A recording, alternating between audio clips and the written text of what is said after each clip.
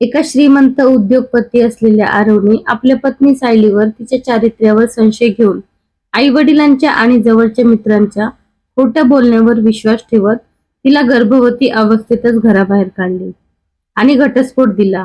त्यानंतर सायलीने डोळ्यात अश्रू आणि पोटात लेकरू घेऊन एका छोट्या गावात आश्रय घेतला. दिवस रात्र मेहनत करून मुलाला वाढवले, उपाशी राहून त्याला अन्न दिले, स्वतःच्या स्वप्नांचा त्याग करून त्याचे भविष्य घडवले. पण दुसरीकडे आरव पैशात आणि वैभवात राहूनही मनाने एकटा पडत गेला.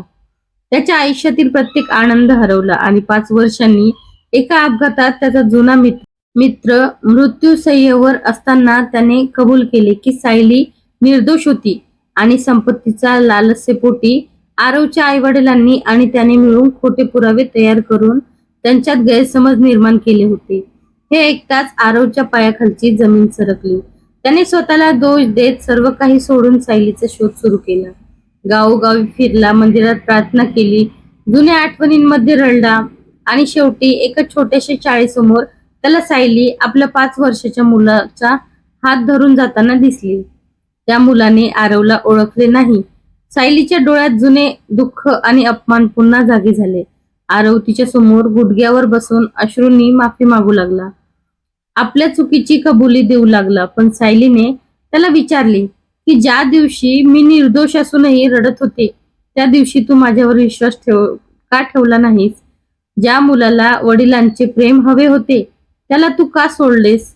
आणि ज्या स्त्रीने तुझ्यासाठी सर्व काही दिले तिलाच तू का तोडून टाकलेस? हे प्रश्न ऐकून आरव आणखी कोसळला.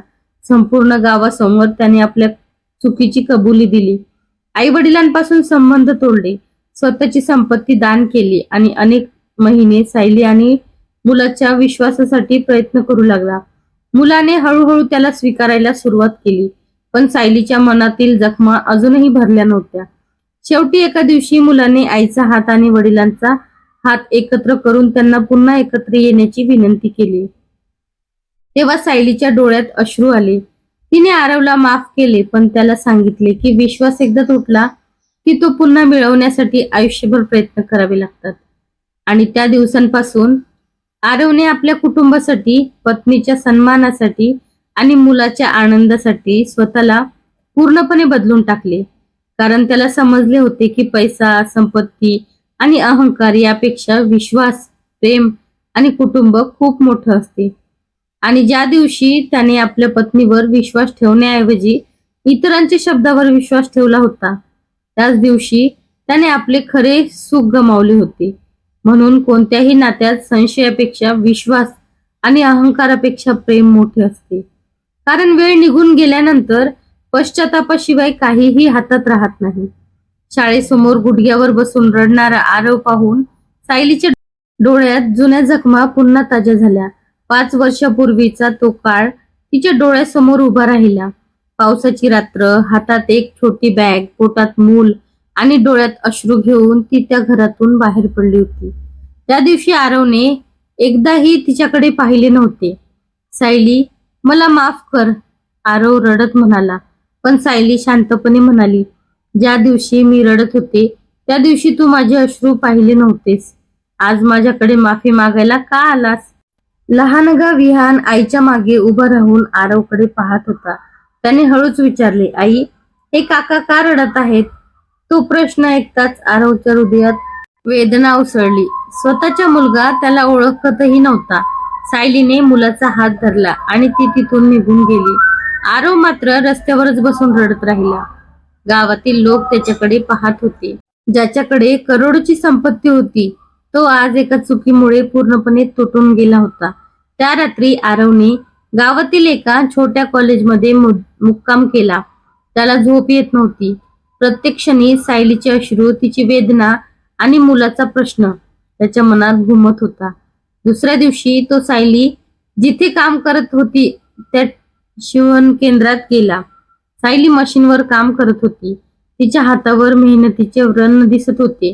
आरव हळू आवाजात म्हणाला, तू इतका त्रास सहन केला आणि मला कधी सांगितले नाही.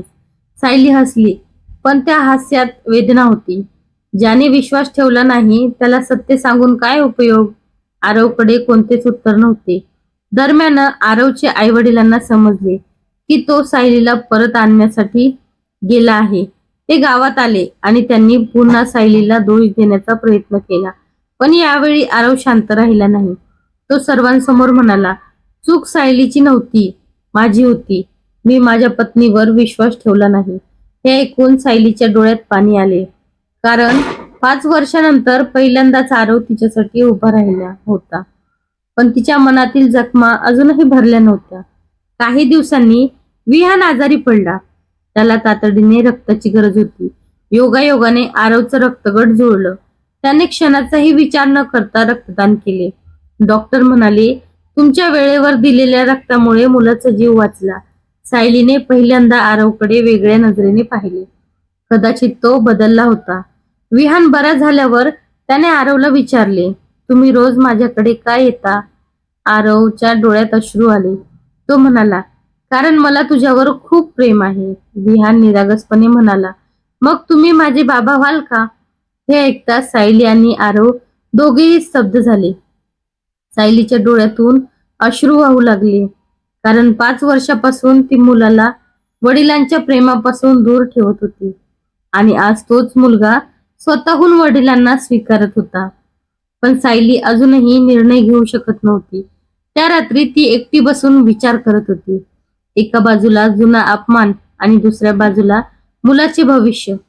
दुसऱ्या दिवशी सकाळी तिला आरवचे एक पत्र मिळाले. त्या पत्रात लिहिले होते, जर तू मला कधीच माफ केले नाहीस तरी मी तुझा निर्णय स्वीकारेन.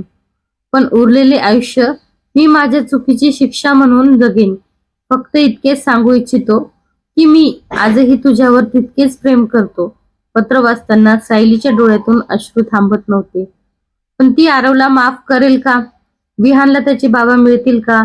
आणि 5 वर्षापूर्वी तुटलेले नाते पुन्हा जुळेल का? सायलीने आरवचे पत्र वाचूनही त्याला माफ करायचा निर्णय घेतला नाही. पण मुलगा विहानच्या आनंदासाठी ती त्याला एक संधी द्यायला तयार झाली. मात्र त्याच वेळी आरवच्या आईने पुन्हा एक नवा कट रचला आणि सायलीला कायमची दूर करण्याचा प्रयत्न केला. पण यावेळी आरव स्वतःच्या कुटुंबाविरुद्ध उभा राहिला. सर्व सत्य गावासमोर आणले. सायलीचा सन्मान परत मिळवून दिला आणि जेव्हा विहानने आई वडिलांचे हात एकत्र करून मला माझं पूर्ण कुटुंब हवं आहे असे रडत सांगितले, तेव्हा सायलीच्या डोळ्यात अश्रू आले आणि तिने आरवला माफ केले. पण त्याला सांगितले की तुटलेला विश्वास जोडण्यासाठी उरलेले संपूर्ण आयुष्य तुला प्रेम, आदर आणि प्रामाणिकपणाने जगावे लागेल. तर कशी वाटली स्टोरी नक्की कमेंट करून सांगा. भेटूया परत पुढच्या व्हिडिओमध्ये. धन्यवाद.